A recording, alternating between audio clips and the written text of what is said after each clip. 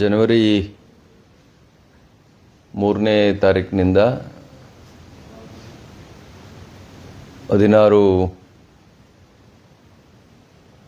ಜನವರಿ ಅಲ್ಲಿಯವರೆಗೂ ತಮ್ಮೆಲ್ಲರಿಗೂ ತಿಳಿದಿರುವಂತೆ ಶ್ರೀಮಠದ ಜಾತ್ರಾ ಮಹೋತ್ಸವ ಜರುಗಲಿದ್ದು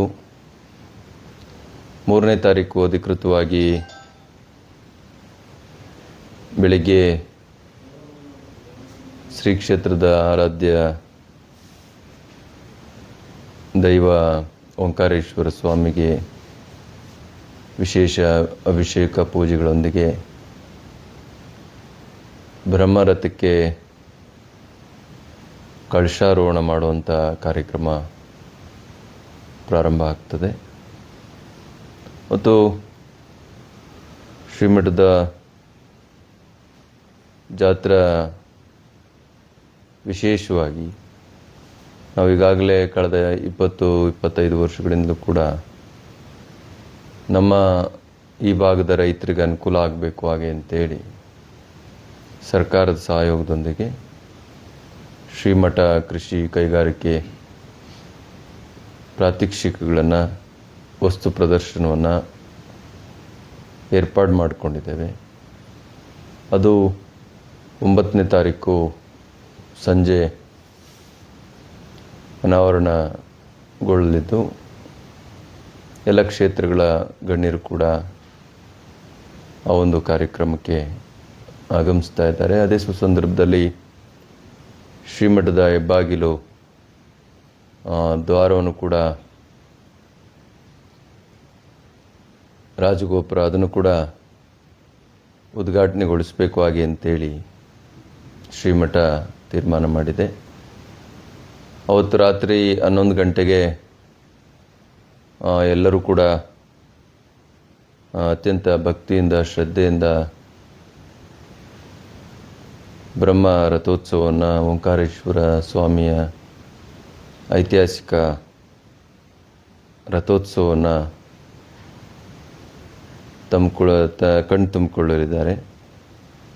ಇದೊಂದು ಐತಿಹಾಸಿಕ ಜಾತ್ರಾ ಮಹೋತ್ಸವಗಳನ್ನ ನಾವು ಯಾವ್ಯಾವ ಕಾರಣಗಳಿಗಾಗಿ ಮಾಡ್ತೀವಿ ನಿಮಗೆ ಗೊತ್ತಿದೆ. ಈ ನೆಲದ ಪರಂಪರೆ ಮತ್ತು ಇತಿಹಾಸ ಇವತ್ತು ನಿಂತಿರೋದನ್ನೇ ಹಬ್ಬ ಹರಿದಿನಗಳು ಮತ್ತು ಜಾತ್ರಾ ಮಹೋತ್ಸವದಿಂದ. ಎಲ್ಲರಲ್ಲೂ ಕೂಡ ಸಮಾನವಾಗಿ ನೋಡುವಂಥ ಮತ್ತು ಎಲ್ಲರೂ ಕೂಡ ಭಗವಂತನ ಮುಂದೆ ಮುಗ್ಧವಾಗಿ ತಮ್ಮದೆಲ್ಲವನ್ನೂ ಮರೆತು ಬೆರೆಯುವಂಥ ಒಂದು ಸದಾವಕಾಶ ಈ ಹಬ್ಬ ಹರಿದಿನಗಳು ಮತ್ತು ಜಾತ್ರಾ ಮಹೋತ್ಸವಗಳು. ಆ ನಿಮಿತ್ತ ಅವಧೂತ ಪರಂಪರೆಯ ಒಂದು ದೊಡ್ಡ ಪರಂಪರೆಯ ಮಠ ಜಾತ್ರಾ ಮಹೋತ್ಸವವನ್ನು ಆಚರಣೆ ಮಾಡಬೇಕು. ತನ್ಮೂಲಕ ಅದು ಬರೀ ಜಾತ್ರಾ ಮಹೋತ್ಸವ ಅಷ್ಟೇ ಆಗಿ ಉಳಿಬಾರದು, ಅದಕ್ಕೆ ಬೇರೆ ಬೇರೆ ಸಾಮಾಜಿಕವಾದಂಥ ಶೈಕ್ಷಣಿಕವಾದಂಥ ಬೇರೆ ಬೇರೆ ಆಯಾಮಗಳಲ್ಲಿ ಜನಗಳಿಗೆ ಉಪಯೋಗ ಆಗುವಂಥ ಕಾರ್ಯಕ್ರಮಗಳನ್ನು ಮಾಡಬೇಕು ಹಾಗೆ ಅಂತೇಳಿ ಶ್ರೀಮಠ ಪ್ರತಿ ವರ್ಷವೂ ಕೂಡ ತನ್ನ ಜಾತ್ರಾ ಮಹೋತ್ಸವಕ್ಕೆ ಬೇರೆ ಬೇರೆ ವಿಸ್ತೃತ ರೂಪಗಳನ್ನು ಕೊಟ್ಕೊಂಡು ಬಂದಿದೆ. ಹಾಗಾಗಿ 9, 10, 11 ಪ್ರತಿ ದಿವಸವೂ ಕೂಡ ಬೇರೆ ಬೇರೆ ಕಾರ್ಯಕ್ರಮಗಳನ್ನು, ಒಂದು ದಿವಸ ಕೃಷಿ ಸಮಾವೇಶ, ಒಂದು ದಿವಸ ಶೈಕ್ಷಣಿಕ ಸಮಾವೇಶ, ವಿಜ್ಞಾನ ಮೇಳ, ಹಾಗೆಯೇ ಯುವಕರಿಗೆ ಮತ್ತು ಮಕ್ಕಳಿಗೆ ವಿದ್ಯಾರ್ಥಿಗಳಿಗೆ ಕ್ರೀಡಾ ಮಹೋತ್ಸವ, ಜೊತೆಗೆ ಉತ್ತಮ ರಾಸುಗಳನ್ನ ಆಯ್ಕೆ ಮಾಡುವಂಥದ್ದು. ಈ ಸರಿ ಒಂದು ರಾಜ್ಯ ಮಟ್ಟದ ಹಳ್ಳಿಕಾರ ರಾಸುಗಳಿಗೆ ಬಹುಮಾನ ಕೊಡಬೇಕು, ಅದನ್ನು ಪ್ರದರ್ಶನ ಮಾಡಬೇಕು ಹಾಗೆ ಅಂತೇಳಿ ಯೋಚನೆ ಮಾಡಿದ್ದೇವೆ. ಮತ್ತು ಒಂದು ತಾಲೂಕು ಮಟ್ಟದ ಹೆಚ್ಚು ಹಾಲು ಕರೆಯುವಂಥ ಸ್ಪರ್ಧೆಯನ್ನು ಏರ್ಪಾಡು ಮಾಡಬೇಕು ಹಾಗೆ ಅಂತ ಮಾಡಿದ್ದೇವೆ. ಅದೆಲ್ಲವನ್ನೂ ಕೂಡ ನಮ್ಮ ಪಶುಪಾಲನಾ ಇಲಾಖೆ ಮತ್ತು ಡೈರಿ, ನಮ್ಮ ತುಮಕೂರು ಹಾಲು ಒಕ್ಕೂಟ ಸಹಯೋಗದೊಂದಿಗೆ ಅವೆಲ್ಲವನ್ನು ಕೂಡ ಆಯೋಜನೆ ಮಾಡ್ತಾ ಇದ್ದು, ಅದರಲ್ಲಿ ಎಲ್ಲರೂ ಕೂಡ ನೀವು ಭಾಗವಹಿಸಬೇಕು. ರೈತಾಪಿ ಜನ ಮತ್ತು ಹೈನುಗಾರಿಕೆ ನಡೆಸುವಂಥವ್ರು ಇವತ್ತು ನಾವು ಅದರಲ್ಲೂ ಈ ತುಮಕೂರು, ಚಿತ್ರದುರ್ಗ ಈ ಭಾಗದ ಜನ ನಾವೆಲ್ಲರೂ ಕೂಡ ಹೈನುಗಾರಿಕೆಯನ್ನು ಅವಲಂಬಿಸಿರುವಂಥ ಜನ. ಮತ್ತು ಇನ್ನು ಮುಂದೆ ಹೋದರೆ ರಾಮನಗರ ಮತ್ತು ಬೆಂಗಳೂರು ನಗರ ಜಿಲ್ಲೆ, ಗ್ರಾಮಾಂತರ ಜಿಲ್ಲೆ, ಈ ಜಿಲ್ಲೆಗಳಲ್ಲಿ ಇವತ್ತು ಸಿಲ್ಕ್ ಆ್ಯಂಡ್ ಮಿಲ್ಕ್ ಹೈನುಗಾರಿಕೆ ಮತ್ತು ರೇಷ್ಮೆ ಅವರಿಗೆ ಒಂದು ತಿಂಗಳಿಗೆ ಕನಿಷ್ಠ 2, 3, 4 ಲಕ್ಷ ದುಡಿಯುವಂಥ ಜನಗಳು ನಾವು ಇವತ್ತು ನೋಡ್ತಾ ಇದ್ದೇವೆ. ಹಾಗಾಗಿ ನಮ್ಮಲ್ಲೂ ಕೂಡ ಹಿಂದೆ ರೇಷ್ಮೆ ಭಾಳ ಇತ್ತು, ರೇಟ್ ಕಡಿಮೆ ಆದಾಗ ಅದನ್ನು ತೆಗೆದುಹಾಕಿದ್ರು. ಮತ್ತು ಈಗ ಒಂದು ಸ್ಟಾಗ್ನೇಟ್ ರೇಟ್ ಅಂದರೆ ಒಂದು ಸರ್ಕಾರದ ಒಂದು ಸಣ್ಣ ನಿರ್ಧಾರ, ಒಂದು ಸಣ್ಣ ಆದೇಶ ಹೇಗೆ ಲಕ್ಷಾಂತರ ಜನ ರೈತರನ್ನು ಉಳಿಸ್ಲಿಕ್ಕೆ ಸಾಧ್ಯ ಇದೆ ಅನ್ನೋದಕ್ಕೆ ರೇಷ್ಮೆ ಕೂಡ ಒಂದು ಸಾಕ್ಷಿ. ಅಂದರೆ ಎಕ್ಸ್ಪೋರ್ಟ್ ಆಗ್ತಾಯಿತ್ತು, ಇಂಪೋರ್ಟ್ ಮಾಡ್ಕೊಳ್ತಾ ಇದ್ರು ಚೈನಾಯಿಂದ. ಅದರಿಂದ ನಮ್ಮ ರೇಷ್ಮೆಗೆ ದರ ಕುಸಿತ ಆಗಿತ್ತು. ಈಗ ಆ ಇಂಪೋರ್ಟನ್ನು ನಿಲ್ಲಿಸಿದ್ರಿಂದ ನಮ್ಮ ರೇಷ್ಮೆಗೆ ಬೇಡಿಕೆ ಹೆಚ್ಚಾಗಿದೆ ಮತ್ತು 70, 80, 100 ರೂಪಾಯಿ ಇದ್ದಂಥ ರೇಷ್ಮೆ ದರ ಇವತ್ತು 400, 500, 600, 700, ಈಗ 700, 800ವರೆಗೂ ಹೋಗಿದೆ ಹಾಗೆ ಅಂತ ಹೇಳಿದ್ರೆ ಭಾಳ ಖುಷಿ ಆಗ್ತದೆ. ಅಂದರೆ ಸರ್ಕಾರಗಳು ಯೋಚನೆ ಮಾಡೋ ರೀತಿ ಹೇಗೆ ಅಂತ, ಸರ್ಕಾರ ತನ್ನ ಒಂದು ಸಣ್ಣ ಆದೇಶ ಮತ್ತು ನಿರ್ಧಾರದಿಂದ ಕೋಟ್ಯಾಂತರ ಜನಗಳನ್ನು, ರೈತರನ್ನು ಎಲ್ಲೋ ಒಂದು ಕಡೆ ರೀಎಸ್ಟಾಬ್ಲಿಷ್ ಮಾಡುವಂಥ ಮತ್ತು ಅವ್ರನ್ನ ಎಲ್ಲ ಸರ್ವಾಂಗೀಣವಾಗಿ ಮುನ್ನೆಲೆಗೆ ತರುವಂಥ, ಮುಖ್ಯವಾಹಿನಿಗೆ ತರುವಂಥದ್ದು ಆಗ್ತದೆ. ಹಾಗಾಗಿ ಸರ್ಕಾರಗಳು ಆಹಾರ ಉತ್ಪಾದನೆ, ಇವತ್ತು ಆಹಾರ ತಜ್ಞರು ಹೇಳ್ತಾ ಇರೋ ಇಲ್ಲಿ ಇವತ್ತು ನಾವು ಅಡಲ್ಟ್ರೇಷನ್ ಎಲ್ಲ ಮಿಶ್ರಿತ ಆಹಾರಗಳನ್ನು ತೆಗೆದುಕೊಂಡು ಇವತ್ತು ಮಕ್ಕಳು ಕೂಡ ಬೇರೆ ಬೇರೆ ಮಾರಕ ರೋಗಗಳನ್ನ ಎದುರಿಸುವಂಥದ್ದನ್ನು ಇವತ್ತು ನಾವು ಕಾಣ್ತಾ ಇದ್ದೇವೆ. ಅಂದರೆ ಒಳ್ಳೆಯ ಆಹಾರವನ್ನು ನಾವು ತಿಂತಾ ಇಲ್ಲ ಮತ್ತು ನಮ್ಮ ಮಕ್ಕಳಿಗೆ ಕೊಡ್ತಾ ಇಲ್ಲ. ನಾವು ಮುಂದಿನ ಪೀಳಿಗೆಗೆ ಯಾವ ಸಂದೇಶವನ್ನು ಕೊಡಲಿಕ್ಕೆ ಹೊರಟಿದ್ದೀವಿ ಅನ್ನುವಂಥದ್ದು ಬಹಳ ಮುಖ್ಯ.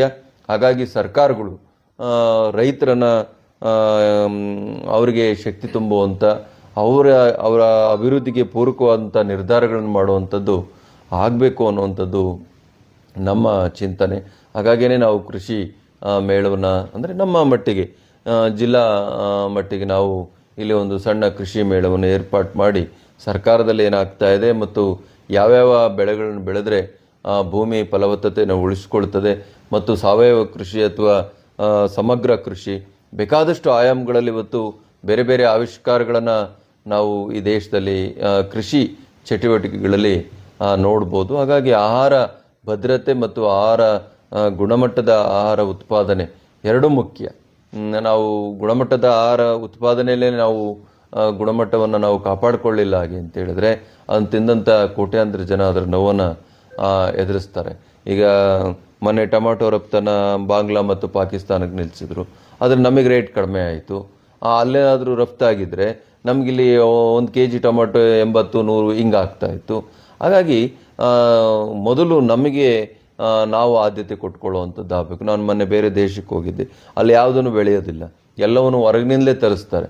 ಆದರೆ ಅಲ್ಲೊಂದು ಮೊಸರು, ಯಾವುದೋ ಒಂದು ಕಂಪ್ನಿ ಮೊಸರು ನೋಡಬೇಕು, ಅದನ್ನು ಎಷ್ಟು ಬೆಣ್ಣೆ ತಿಂದಂಗೆ ಆಗ್ತದೆ ಆ ಮೊಸರು ತಿಂದರೆ, ಅಷ್ಟು ಚೆನ್ನಾಗಿರ್ತದೆ, ಅದು ಅಷ್ಟು ಉತ್ಕೃಷ್ಟವಾದ ಕ್ವಾಲಿಟಿ. ಯಾಕೆಂದರೆ ಕ್ವಾಲಿಟಿ ನಾವು ಮಹತ್ವ ಕೊಡ್ತೀವಿ ಅಂತ. ನಮ್ಮ ಪೀಳಿಗೆ ಚೆನ್ನಾಗಿದ್ದರೆ, ನಮ್ಮ ಜನ ಚೆನ್ನಾಗಿದ್ದರೆ ಅವಾಗ ಎಲ್ಲವೂ ಚೆನ್ನಾಗಿರ್ತದೆ ಅನ್ನುವಂಥ ಪರಿಕಲ್ಪನೆ. ಹಾಗಾಗಿ ನಾವು ಇವತ್ತು 130, 140 ಕೋಟಿ ಜನಸಂಖ್ಯೆಯನ್ನು ದಾಟಿರೋರು ನಾವು ನಮ್ಮ ಜನಗಳಿಗೆ ಯಾವ ಆಹಾರವನ್ನು ತಿನ್ನಿಸ್ತಾ ಇದ್ದೀವಿ, ಯಾವ ಆಹಾರವನ್ನು ನಾವು ಬೆಳೀತಾ ಇದ್ದೀವಿ, ಇದು ಭಾಳ ಮುಖ್ಯವಾಗ್ತದೆ. ಹಾಗಾಗಿ ಗುಣಮಟ್ಟದ ಆಹಾರ ಉತ್ಪಾದನೆಗೆ ಸರ್ಕಾರಗಳು ಹೆಚ್ಚು ಒತ್ತು ಕೊಡಬೇಕು ಮತ್ತು ಅದನ್ನು ಮಾರಾಟ ಮಾಡುವಂಥ ಕ್ರಿಯೆಗಳೇನಿದ್ದಾವೆ, ಯಾವುದೇ ಮಧ್ಯವರ್ತಿಗಳಿಲ್ಲದೆ ವೈಜ್ಞಾನಿಕ ಬೆಲೆಗಳನ್ನು ಅವರೇ ನಿಗದಿಪಡಿಸಿ, ರೈತರೇ ಅವರ ಬೆಳೆದ ಬೆಳೆಗಳಿಗೆ ಬೆಲೆಗಳನ್ನು ನಿಗದಿಪಡಿಸಿ ಮಾರಾಟ ಮಾಡುವಂಥ ವ್ಯವಸ್ಥೆ ಎಲ್ಲಿವರೆಗೂ ನಿರ್ಮಾಣ ಆಗೋದಿಲ್ಲ, ಅಲ್ಲಿವರೆಗೂ ವ್ಯವಸಾಯದಲ್ಲಿ ರೈತರಿಗೆ ನಂಬಿಕೆ ಬರೋದಿಲ್ಲ. ಅದರಿಂದ ರೈತರು ಇದನ್ನು ಸರಿಯಾದ ರೀತಿಯಲ್ಲಿ ಅರ್ಥ ಮಾಡಿಕೊಂಡು ಸರ್ಕಾರ ಅದಕ್ಕೆ ಬೇಕಾದಂಥ ಪೂರಕವಾದಂಥ ನೀತಿಗಳನ್ನು ತರಬೇಕು ಅನ್ನುವಂಥದ್ದು ನಮ್ಮ ಆಶಯ. ಇವತ್ತು ಒಂದು ಚಿಕ್ಕ ರಾಷ್ಟ್ರ ಇಸ್ರೇಲ್, ನಮ್ಮ ಕುವೆಂಪು ಅವರು ಹೇಳುವಂಥ ರೀತಿಯಲ್ಲಿ ದೇಶದಲ್ಲಿ ಏನೇ ಆಗ್ತಾ ಇರಲಿ ರೈತನಾದಂಥವನು ಹುತ್ತು ಉಳುವುದನ್ನು ಬಿಡುವುದಿಲ್ಲ ಹಾಗೆ ಅಂತ. ಹಾಗಾಗಿ ಅಲ್ಲಿ ಇಸ್ರೇಲಲ್ಲಿ ಯುದ್ಧ ಆ ಕಡೆ ನಡೀತಾ ಇದ್ರೂ ಕೂಡ ಈ ಕಡೆ ವ್ಯವಸಾಯ ನಿರಂತರವಾಗಿ ನಡೀತಲೇ ಇತ್ತು. ಅದಕ್ಕೆ ಯಾವ ಬಾಧ್ಯತೆಗಳು ಆಗದಾಗೆ ಆ ದೇಶದ ಸರ್ಕಾರ ಕೆಲಸ ಮಾಡ್ತಾ ಇತ್ತು. ಹಾಗಾಗಿ ನಾವು ರೈತರನ್ನು ಯಾವ ರೀತಿ ಇಟ್ಟಿದ್ದೇವೆ ಅನ್ನುವಂಥದ್ದು ಭಾಳ ಮುಖ್ಯ. ನಮ್ಮ ರಾಷ್ಟ್ರದ ರೈತರನ್ನು ಗುರುತಿಸುವಂಥದ್ದು ಗೌರವಿಸುವಂಥದ್ದು, ಅವರಿಗೆ ಪೂರಕವಾದಂಥ ನೀತಿಗಳನ್ನು ತರುವಂಥದ್ದು ಅದು ರಾಷ್ಟ್ರ ಮತ್ತು ರಾಜ್ಯ ಸರ್ಕಾರಗಳು ಮಾಡಬೇಕಾಗ್ತದೆ. ಆ ನಿಟ್ಟಿನಲ್ಲಿ ಈ ಜಾತ್ರಾ ಮಹೋತ್ಸವ ಆ ಎಲ್ಲ ಆಯಾಮಗಳನ್ನು ಒಳಗೊಂಡು ಇದೊಂದು ಜನಪರವಾದ ಜನರಿಗಾಗಿ ಮಾಡುವಂಥ ಜಾತ್ರೆ ಆಗಬೇಕು ಹಾಗೆ ಅಂತೇಳಿ ನಮ್ಮ ಆಶಯ. ಪ್ರತಿದಿನವೂ ಕೂಡ 9 ಆದ ನಂತರ ಒಂದು 6-7 ದಿವಸ ಪ್ರತಿದಿನವೂ ಎಲ್ಲ ವರ್ಗದ ಜನಗಳ ಅನುಕೂಲಕ್ಕಾಗಿ ಸಮಾವೇಶಗಳನ್ನು ಅಥವಾ ಕಾರ್ಯಾಗಾರಗಳನ್ನು ಶ್ರೀಮಠ ಮತ್ತು ಸರ್ಕಾರ ಹಮ್ಮಿಕೊಳ್ಳಲಾಗಿದ್ದು ಅದನ್ನು ಎಲ್ಲರೂ ಕೂಡ ಸದ್ಬಳಕೆ ಮಾಡ್ಕೋಬೇಕು ಹಾಗೆ ಅಂತೇಳಿ ಎಲ್ಲ ಶ್ರೀ ಸಾಮಾನ್ಯರು ಕೂಡ ಮನವಿ ಮಾಡ್ತಾ, ಜಾತ್ರಾ ಮಹೋತ್ಸವ ಧಾರ್ಮಿಕ, ಸಾಮಾಜಿಕ ಮತ್ತು ಎಲ್ಲ ಆಯಾಮಗಳಲ್ಲಿ, ಶೈಕ್ಷಣಿಕ ಎಲ್ಲ ಆಯಾಮಗಳಲ್ಲಿ ತನ್ನತನವನ್ನು ಉಳಿಸ್ಕೊಂಡು ನಡೆಸ್ಕೊಂಡು ಹೋಗ್ತಾ ಇದೆ. ಭಕ್ತಾದಿಗಳು ಇದರೆಲ್ಲದರ ಅನುಕೂಲ ಪಡೀಲಿ ಹಾಗೆ ಅಂತೇಳಿ ತುಂಬು ಹೃದಯದಿಂದ ಹಾರೈಸ್ತೀನಿ. ವಿಡಿಯೋನ ಲೈಕ್ ಮಾಡಿ, ಚಾನಲ್ನ ಸಬ್ಸ್ಕ್ರೈಬ್ ಮಾಡಿ, ಬೆಲ್ ಬಟನ್ನ ಒತ್ತಿ. ಫೇಸ್ಬುಕ್ಕು, ಇನ್ಸ್ಟಾಗ್ರಾಮು, ಟ್ವಿಟ್ಟರ್ನಲ್ಲಿ ಫಾಲೋ ಮಾಡಿ, ಶೇರ್ ಮಾಡಿ, ಕಮೆಂಟ್ ಮಾಡಿ. ಧನ್ಯವಾದಗಳು.